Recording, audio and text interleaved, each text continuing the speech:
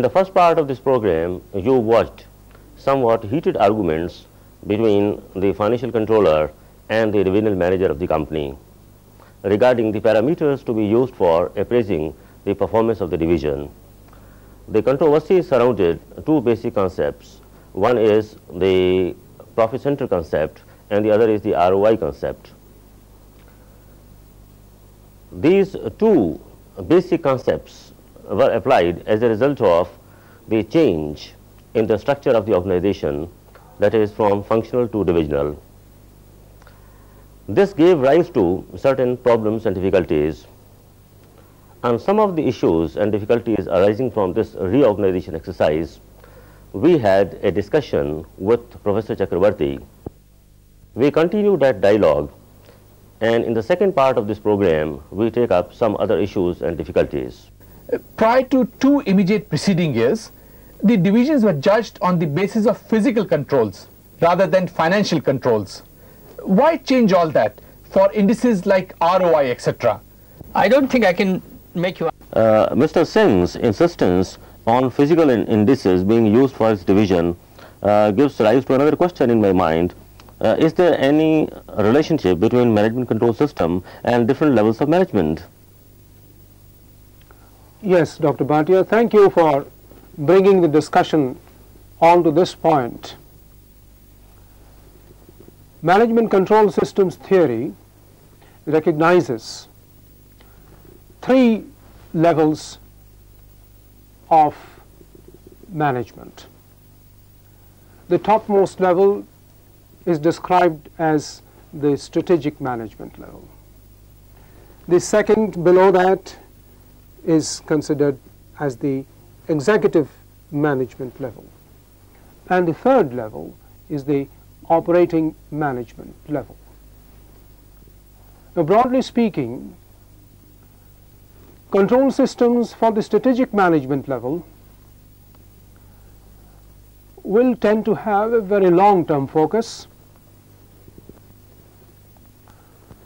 The indices, the facts, the figures in strategic management control system would tend to be less precise, less quantitative, but more qualitative, more future oriented, and trying to take a look of the enterprise as a whole vis-a-vis the industry to which it belongs, to the overall broad economic background against which it is functioning. But this is the kind of orientation which the strategic management control system would have to keep in view. Then when we come down to the executive level of management, it is possible to look in the medium range time span and a little more precise in quantitative terms. For example, market share of the products of a particular division. What is the trend? Now, that's an important control parameter at the executive management level. In contrast, the strategic management level might be looking at, for example, the price earnings ratio of the company, which is from the strategic point of view for future moves of buying and diversification and issue of shares on the capital market of very, very important strategic dimensions. The executive level would not be concerned with that kind of a control parameter. Then when we come down to the operating level of management, yes, the physical parameters, the physical indices become of paramount importance here. And here we can go into absolutely nitty-gritty, precise, quantified, short-term indices and yardsticks for exercising control. Let's give one example. The ratio of energy consumed per unit of production, or the ratio of overtime to direct labor hours worked. These are the kinds of control parameters which become relevant at the operating management level. Maybe across the divisions these can be collated and summarized, and the executive level management may still want to take a look across the divisions also. Now let me make one interesting point here. a person like Mr. Singh, who is the head of a division, seems to be operating at the boundary between the executive level and the operating level. While below him, he is guiding the day-to-day operating management of his division. At the same time, he being at the apex of his division, he has also to interact at the executive level. He is a party to the executive management team also.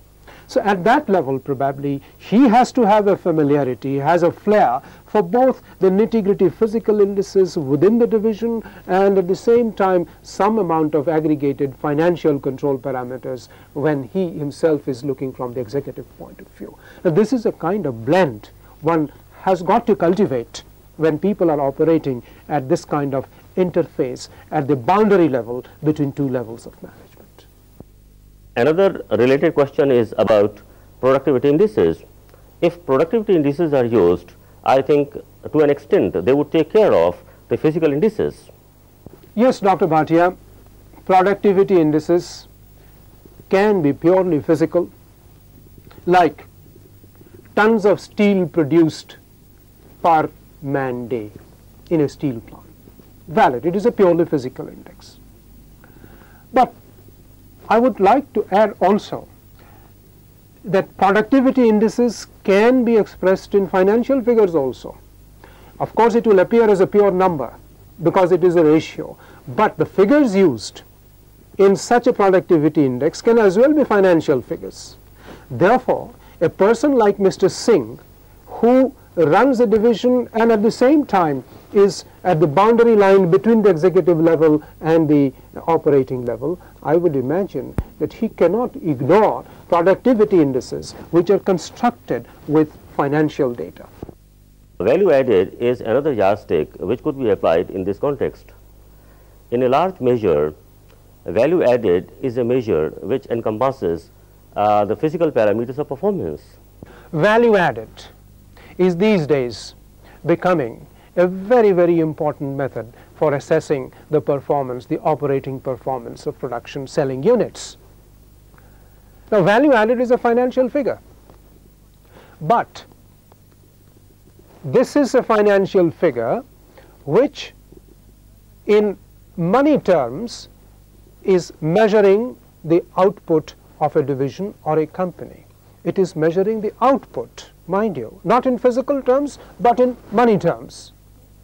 Therefore, when we talk of a productivity index, essentially it means computing a ratio between an output in the numerator and some inputs in the denominator.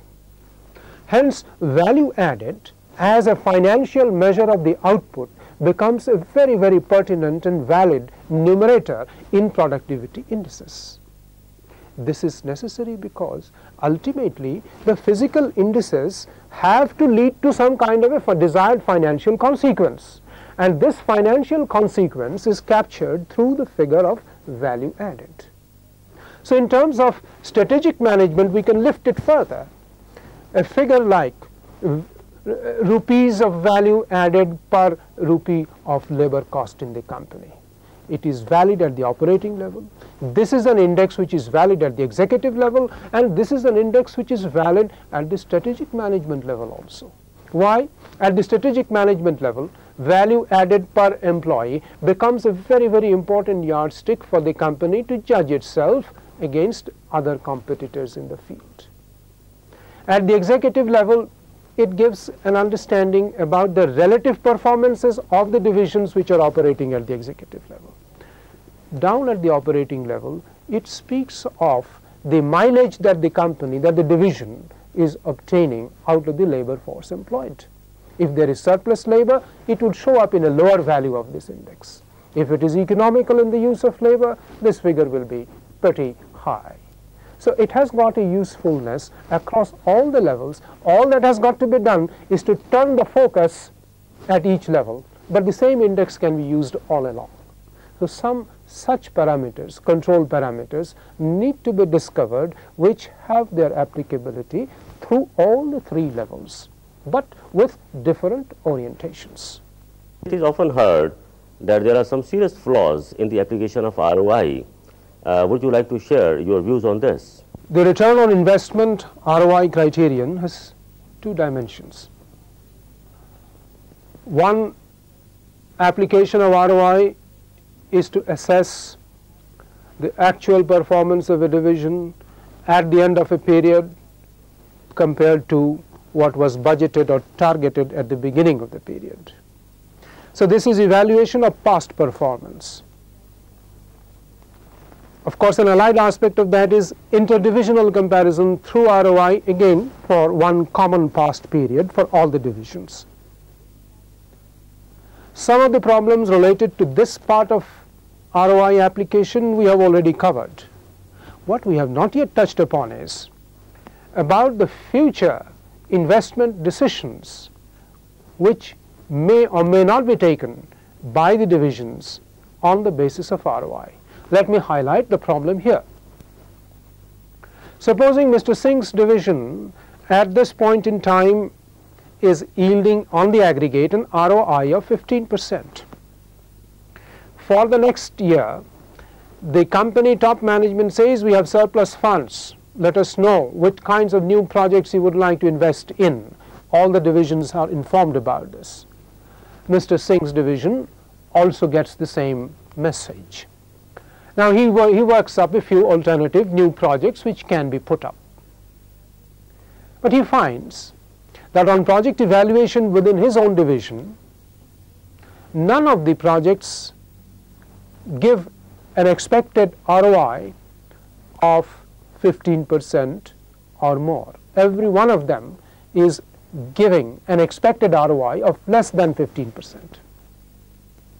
Then what Mr. Singh does is, he thinks in his own mind that since I am going to be evaluated on the basis of ROI, if I now select a project, new project which has a lesser ROI than 15%, with this new project added, my aggregate ROI will now come down below 15%.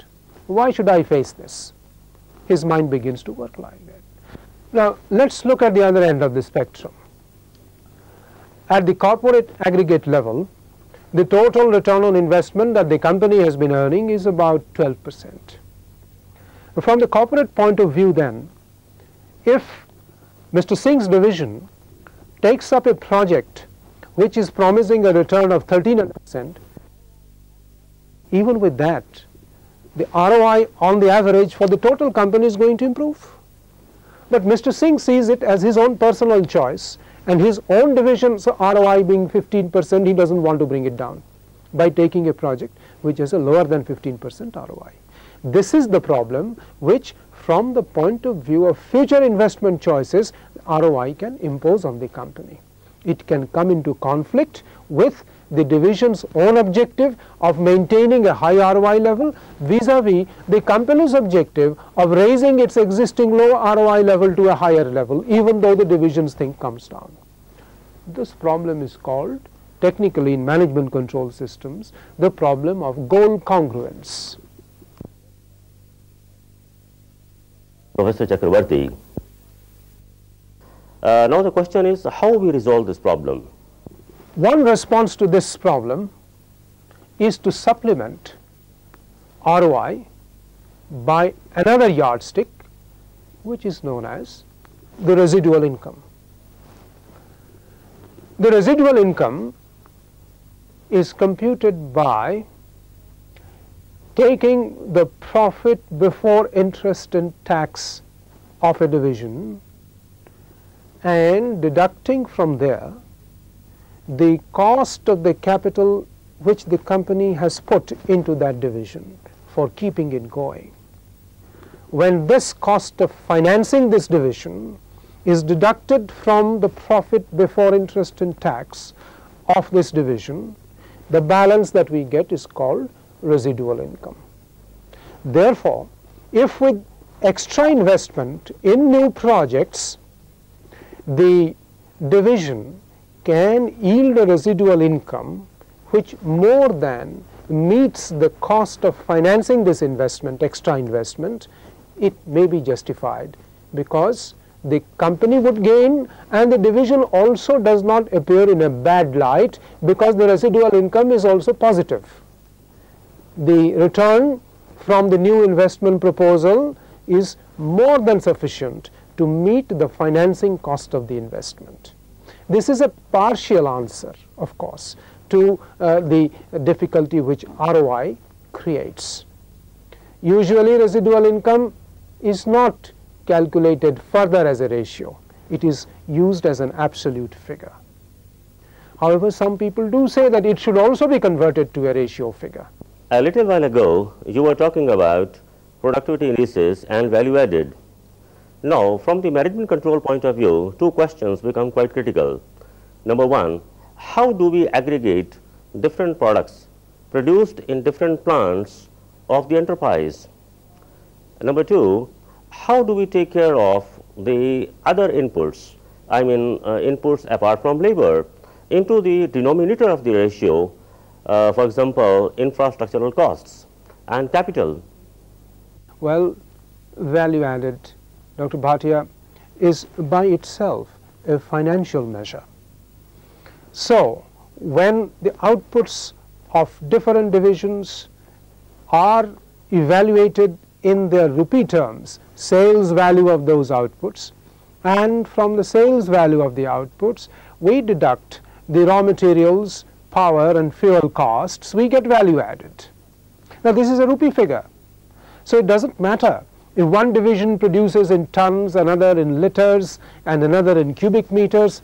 It really does not matter, because value added is a rupee measure of the outputs of various divisions. So, aggregation problem is solved for the numerator via value added in this fashion. Now, let us come down to the question you posed about the denominator. So far as raw materials is concerned, Dr. Bhatia, you would agree that since value added is sales minus raw materials consumed, power and fuel, materials input is already taken care of, because it has been netted off against the sales revenue. So, we have solved that part of the input problem. So far as labor is concerned, yes, the total employee costs would be one element in the computation of the denominator. Then we are left with the third factor of production, which is capital. For capital, the interest payment and depreciation together can be considered as very close representations of the cost of the capital input.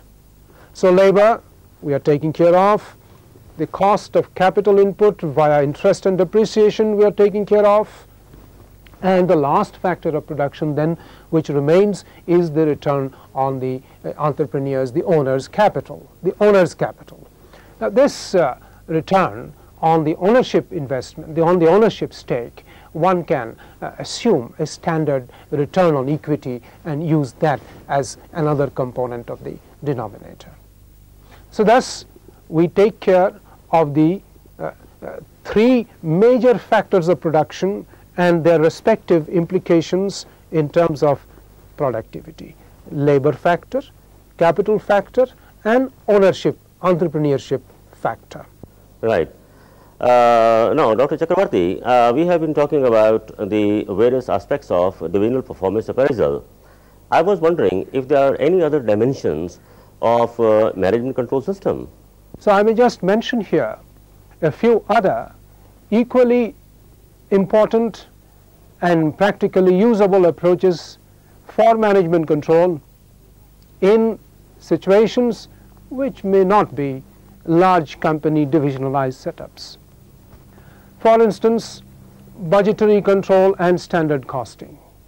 Well, this is also a very major aspect of management control systems. Then we have performance budgeting, particularly in those types of organizations which do not produce and sell like industrial enterprises do. For instance, a government department, an irrigation department, education department. How does one achieve some amount of control, because they are only spending departments? Performance budgeting is an answer to management control in such predominantly spending outfits. Then we have another third approach which is available, which is called zero-based budgeting. Zero-based budgeting is probably very pertinent in manufacturing organizations, particularly for the service functions, particularly for the managed costs like research and development, advertising and sales promotion. Zero-based budgeting implies considering the request for a budget for a next year by examining that activity from a zero-based level, from a de novo level, without assuming that the past cost is the base and you just add a few more percentages on that. And lastly, in this connection, probably I can mention, Dr. Bhatia, management by objectives. Now, management by objectives, of course, is a very, very overall integral approach. So far as management control systems is concerned, it relates each individual to his own specific area of performance, targets or objectives. So in this sense, management by objectives is a highly individualized micro approach to management control. Dr. Chakravarti, my impression is that accounting and MIS activities are often the center of acrimony between the controller's office and the divisional managements. Could you throw some light on this aspect of the problem? Financial management and accounting can adopt 2 or 3 different orientations in its task. One dimension is relating to help and the other dimension relates to control. So management control systems is just not a control system. It must be also thought of and conceived in terms of a management help system. So unfortunately, the language today is management control systems. And since the word control dominates the thinking of the finance and accounts people, probably there is a lack of perspective and balance very often. So I'm suggesting that management control systems has got to be a management help system also simultaneously. Now, if I combine and add the help dimension to control, then it is possible to go down into a little more detail and think of control in 3 perspectives and help again in 3 perspectives. Like control can be in terms of procedures, control can be in terms of control of means and resources, and finally control can be exercised in terms of the ends and goals and objectives of the divisions. Similarly, on the help side, one can think of 3 different modalities of help. One is help which is actively given on the own momentum of the finance people, seeking out the areas where they can help. The other can be passive. The line people come, ask for it, finance says all right, the control people say all right, we will help you. And the third way of helping is really not helping, we call it indifferent.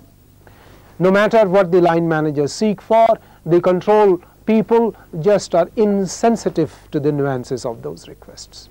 So with these 3 types of control approaches and 3 types of help approaches, one can have a combination of 9 varieties. Of these 9 varieties, procedural control and indifferent help, this combination is the worst framework for management control systems. Whereas the best one is where it is control on ends and objectives coupled with active help. So one has a whole range, and a management control system can travel along this continuum from the worst to the best. So this is one perspective. Over a period of time, the people who run the management control system could cultivate, could learn, and gradually try to reflect it in their behavior.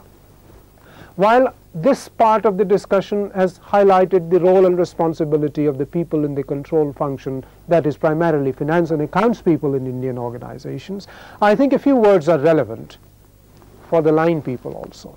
They are the consumers of information. They are the users of information for control. They have a responsibility also then in communicating clearly, frankly, what they need, what they expect. Because the control people, the finance and accounts people, with all their best intentions, cannot anticipate exactly what is the requirement of the line people. So the line people, the divisional heads and the divisional managers, they cannot avoid the responsibility of putting their heads to the task of defining and delineating clearly what they would expect the finance people to do. And the second point, which also the line people may be well advised to take care of, is there is often a feeling in line people, maybe somewhat legitimate, maybe somewhat speculative, that the finance accounts control people are an avoidable nuisance. It is the line people who earn the money for the company. They are the breadwinners. And it is the finance and control people who are apt to come and put a spanner in the wheel. I think this is a problem of, if you allow me to say, Dr. Bhatia, a problem of ego management. Line people do have their egos, let us face it. So it's a question, therefore, of the line people also adjusting to and accepting that the control people, the finance and accounts people, have a role to play in the organization, not for their selfish interest, but for the sake of the company. If that is accepted, then I think both the users and suppliers of control data and control information should be working towards a more congenial environment, a more trusting environment, and the thing can deliver goods much better. Thank you very much, Professor Chakravarti, for being with us for this program.